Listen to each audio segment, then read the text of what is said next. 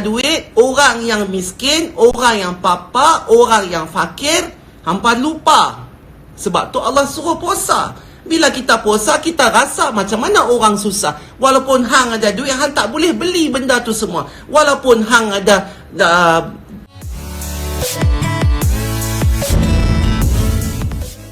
macam-macam dalam rumah, tapi hang tak boleh makan. Siapa yang perhati tu? Tak ada siapa perhati. Kalau kita di rumah, kita puasa pun ada. Kalau kita tak puasa, kita boleh makan. Tak ada orang nak marah. Tapi kalau kita beriman, kita merasakan bahawa Allah telah melihat, sedang memerhatikan kita, kita tak makan. Sama juga dengan benda ni. Jadi kita kena rasa. Orang-orang yang kaya kena rasa macam mana orang susah rasa. Yang tengok saja teringin nak makan, tak boleh makan. Pasal apa? Tak ada duit. Bukan salah mereka tak ada duit. Memang Allah jadikan mereka itu sebagai sebegini-sebegini. Sebab ada ujian untuk orang-orang miskin dan ada ujian untuk orang-orang kaya. Jangan bila kita masa kita kaya, kita tak ingat dekat orang. Bila Allah sentap sikit, rentap sikit nikmat tu, kita mula menggelupur seolah-olah bahawa kita sudah tidak percaya bahawa Allah itu wujud dan kita bergantung kepada satu kerajaan untuk meminta bantuan. Tak boleh, cek. Kerajaan itu adalah asbab semata-mata. Bukannya kerajaan itu Allah. Kerajaan Allah itu di atas, di langit ketujuh, bersemayam di atas arash, memerhatikan gelagat hamba-hambanya. Apa gelagat kita lah ni? Habak Maisat, apa gelagat hampa? Hampa jangan buat kartun lah di sini.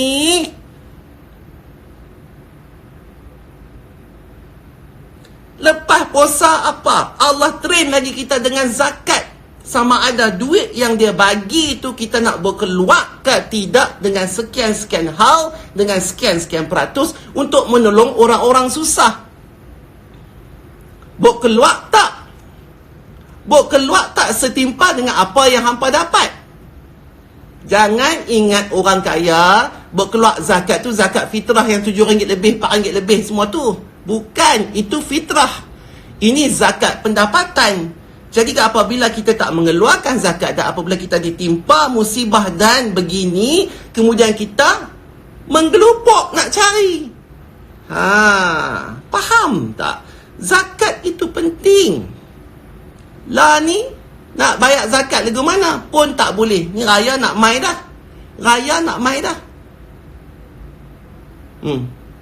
Kita nak bagi zakat pun dah tak boleh dah.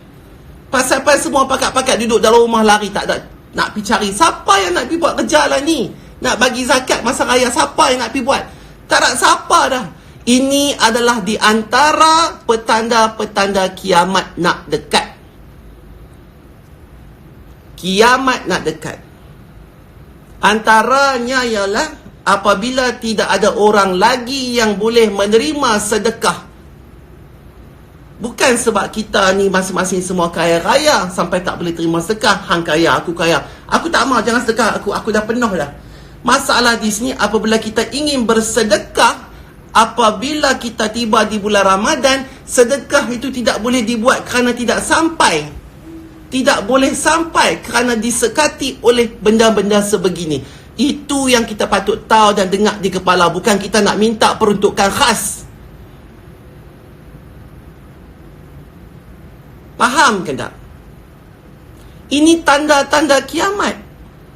Masjid dihias bina. Mekah tu tengah buat besar expansion, bubuh chandelier, marble sana sini, pumpang. Lah ni, adakah penghuninya di situ? Adakah penghuni di Makkah, di Masjidil Haram sekarang ini? Masjid mula kosong. Sedekah tidak dapat diberikan. Haji, rukun Islam yang seterusnya. Apa kita nak jawab, cik? Haji, apa kita nak jawab? Selama ni tak pernah ada begitu. Tak boleh tahun ni. Ini adalah ketukan Assalamualaikum hari kiamat. Okey, yang dah dekat. Dan hari kiamat tu akan tiba Apabila dunia ini kembali cantik kembali, semuanya sungguh makmur kembali, dan ketika itulah tiupan sangkakala akan mula ditiup oleh malaikat yang menjaga serunai itu. Kerana apa Allah buat ketika itu kiamat itu akan diambil? Kerana Allah nak cuci kita sekarang ni, nak cuci betul-betul supaya kita menyucikan diri kita, menyucikan kaum keluarga kita, menyucikan anak-anak kita, menyucikan bangsa kita, agama kita, negara kita. Kita buat ni satu peringatan, satu ujian macam SPM tu, ujian tulis, hampa fail ke pass ke apakah. Dan apabila dia dah cuci semua, dah jadi baik apa semua, negara ataupun bumi ini akan kembali makmur, akan penuh dengan kehebatannya. Dikala itulah maka kiamat akan berlaku. Kerana Allah tak mau nanti pada hari kiamat itu, masa berlakunya ketika itu, manusia berada di dalam kealpaan kerana telah diberikan peringatan sebelum itu. Dan kita kena ingat, ini adalah satu momen di mana ada dua yang kita kena takut. Satu, takut kita mati kerana COVID ni. Dua, kita takut kerana ini adalah satu, tinggal berapa simpang saja lagi nak sampai ke penghujung jalan kita. Okey? Jadi kembali kepada apa yang aku nak khabar dekat apa semua ni pasal rukun Islam dan rukun iman adalah equals to COVID ni. Semua itu Allah rumuskan dalam satu wabak penyakit supaya kita melihat itu dalam sebagai satu bentuk yang sangat besar pengajaran dan ujiannya. Allah nak jadikan kita tu kembali kepada Allah supaya apabila kita mati besok ni, kita tidak mati di dalam keadaan yang lara, dalam keadaan yang tenganga, dalam keadaan yang terjelen, dalam keadaan yang terbeliak, sebab ketakutan melihat malaikat maut datang di dalam keadaan kita tidak bersedia. Faham tak? Okey? Dan kita berbalik kepada itu. Aku ada satu ayat untuk hampa daripada surah Al-Baqarah, ayat 280 yang aku nak timbulkan. Sengaja isu ni aku tak sebutlah sebagai satu isu khusus, tetapi kalau hampa pada tangkap, hampa dengar elok-elok lah. Okey, ayat 280 surah Al-Baqarah. Dan jika yakni orang berhutang itu di dalam kesulitan, maka berikanlah tempoh waktu sehingga dia mendapat kemudahan. Makna kata bila ada orang berhutang dengan kita, berhutang ni selalunya orang miskin berhutang kepada orang kaya. Tetapi dalam aku punya kelompok-kelompok circle ni, orang kaya pun berhutang dengan orang kaya juga. Orang kaya pun ada berhutang dengan orang kaya juga. Aku tahulah, aku golongan VIP ni, okey? Jadinya, apabila seseorang itu berhutang kepada orang yang satu lagi, mana kata dia dalam keadaan susah, yang amat memerlukan, okey? Di dalam kesulitan, maka berilah tempoh waktu sehingga dia mendapat kemudahan itu. Ini yang kerajaan kita tengah buat. Tidaklah disebut kata berhutang, tetapi dalam keadaan fakir, susah. Ni yang segala B40, M40 ni, mereka ini memerlukan kerana mempunyai tanggungjawab, tetapi income yang masuk itu tidak sesuai dengan tanggungjawab yang ada. Dan apabila T40 ni juga sibuk nak jugalah satu peruntukan bagi mereka, siapa suruh hampa hantar anak pergi sekolah international?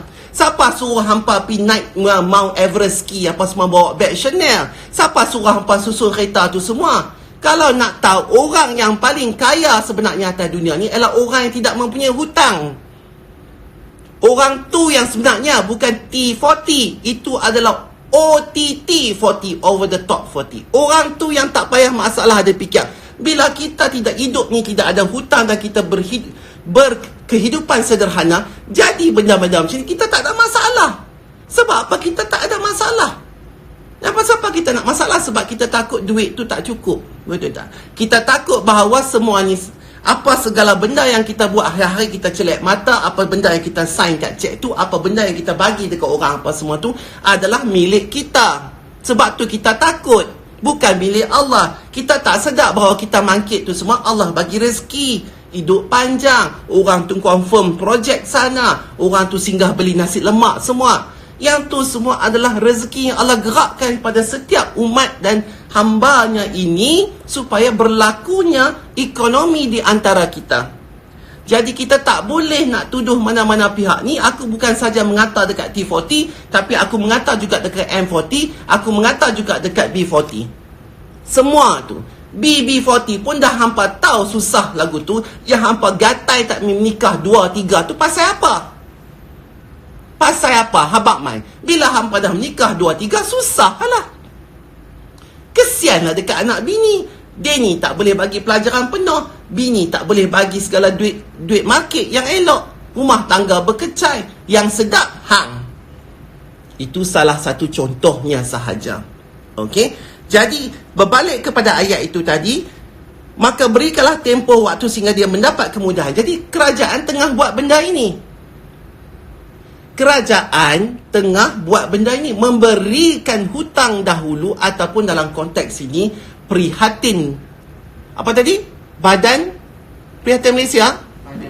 Nasional? Badan Prihatin Nasional. Prihatin itulah yang kerajaan buat untuk orang-orang yang di bawah ini, memberikan kemudahan kepada mereka.